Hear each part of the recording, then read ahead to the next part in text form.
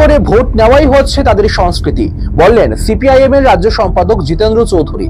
বুধবার দলের তরফে এক সাংবাদিক সম্মেলন করে তিনি বিজেপির প্রাক্তন মুখ্যমন্ত্রী তথা পশ্চিম ত্রিপুরা লোকসভা আসনে বিজেপি মনোনীত প্রার্থী বিপ্লব দেবকে এক হাত নেন। আমি তো বলেছি যদিও জনসভা শুরু হয়নি, এখন সাবরুম থেকে খবর এসছে 20টা বাস দাঁড় করিয়েছে। এই একটু আগে আসার আগে আমাকে ফোন করছিল, 20টা বাস দাঁড় করিয়েছে, কোন রকমের 6টা বাসে লোক ঢুকে পাঠিয়েছে, বাকি 12টা বাস আর আগতলম্ব হয়নি। আমার যেহেতু আমার বিধানসভা কেন্দ্র, আমার মহকুমা, বিজেপির লোক কত আসলো বলতো 20টা বাস আছে, 6টা বাস গেছে আর 12টা বাস স্ট্যান্ডে চলে গেছে।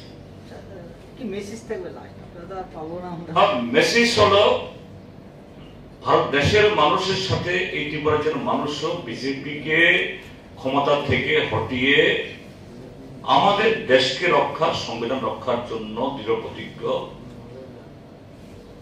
বিজেপি গণতান্ত্রিক পথে গিয়ে জনগণের এই রায় সে কখনো স্বীকার করে না, এবারও করতে চাইবে না, নানা ধরনের ফন্দি সৃষ্টি করতে পারে। আমার আবেদন থাকবে সকাল সকাল আগামী 19 এবং 26 ঘর থেকে বের হন। যে কোনো পবিত্র কাজ আমরা সকালে ঘুম থেকে উঠে স্নান করে আমরা করি, এটা